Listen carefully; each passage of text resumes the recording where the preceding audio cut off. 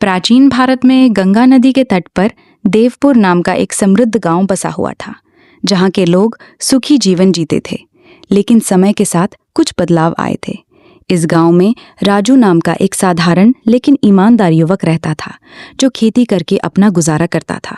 वो कभी भी किसी से झूठ नहीं बोलता था और न ही किसी का धोखा करता था, बल्कि हमेशा दूसरों की मदद करने के लिए तैयार रहता था। उसकी पत्नी और बच्चे भी उसके इस गुण की सराहना करते थे। हालांकि परिवार की गरीबी उन्हें परेशान करती थी, फिर भी राजू का विश्वास था कि सच्चाई का रास्ता कभी गलत नहीं होता और भगवान विष्णु हमेशा नेक दिल वालों की रक्षा करते हैं।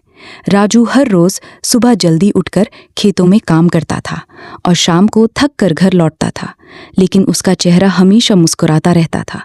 वो अपने बच्चों को अच्छे संस्कार सिखाता था और उन्हें बताता था कि मेहनत और ईमानदारी से ही जीवन में सफलता मिलती है।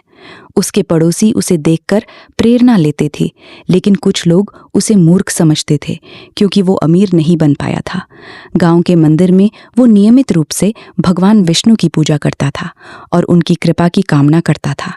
एक दिन जब वो खेत से लौट रहा था तो उसने सोचा कि अगर देवता उसकी मदद करें तो उसके परिवार का भला हो सकता है और गांव की मुसीबतें दूर हो जाएंगी।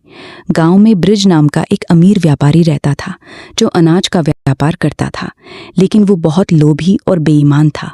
वो गरीब किसानों से सस्ते दामों में अनाज खरीदता और महंगे दामों में बेचता था, जिससे वो रोजाना मुनाफा कमाता था।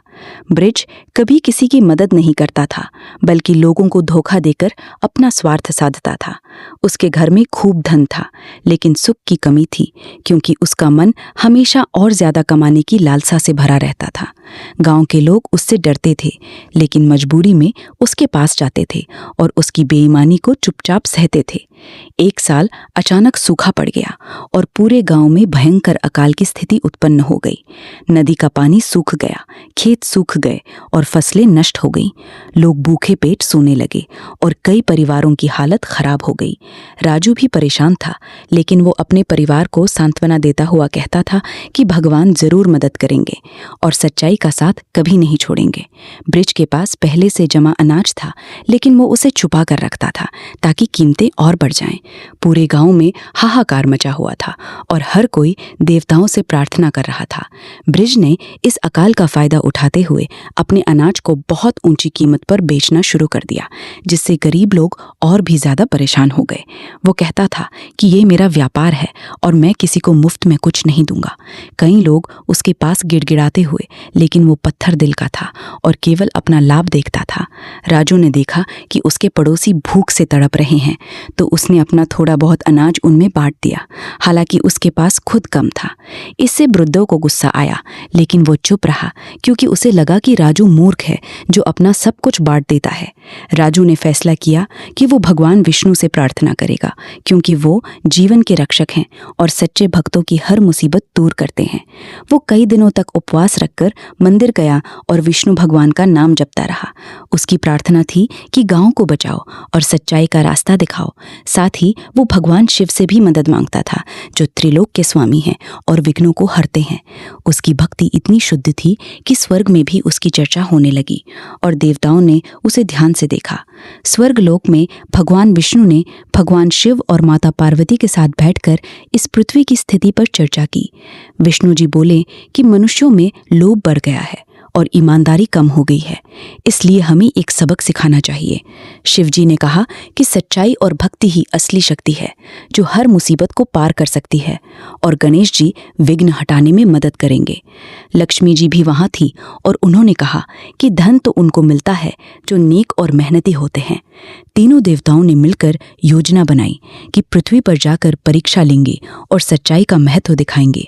भगवान विष्णु ने एक साधारण यात्री का रूप धारण करके पृथ्वी पर अवतार लिया। वो देवपुर गांव की ओर चले, जहां अकाल की मार चल रही थी। यात्री के रूप में वे थके हुए और भूखे दिख रहे थे, ताकि लोगों की सच्ची नीयत पता चले। जैसे ही वे गांव पहुंचे तो सबसे पहले ब्रज के बड़े घर के पास गए, क्योंकि वहां धन की भरमार थी। यात्री ने सोचा कि देखते हैं लोभ किस हद तक इंसान को अंधा बना देता है। यात्री ने ब्रज से थोड़ा अनाज और पानी मांगा, लेकिन ब्रज ने उसे गाली देते हुए कहा कि यहाँ कुछ नहीं मिलेगा, जाओ कहीं और भीख मांगो। ब्रज ने कहा कि मैं अपना धन किसी से बांटने वाला नहीं हूँ और तुम जैसे भिखारियों को मैं नहीं जानता। यात्री चुपचाप चला गया, लेकिन उसके मन में ब्रज के लोभ का आकलन हो गया। ब्रज को लगा कि उसने सही किया, लेकिन वो नहीं जानता था कि वो भगवान का परीक्षण था और शिव जी उसकी बेईमानी देख रहे थे। फिर यात्री राजू के छोटे से झोपड़े के पास पहुंचा। राजू ने देखते ही उसे अंदर बुलाया और अपना आखिरी थोड़ा सा अनाज और पानी उसके सामने रख दिया। उसकी पत्नी और बच्चे भी खुशी से सहमत थे, क्योंकि वे जानते थे कि अतिथि देवो भव।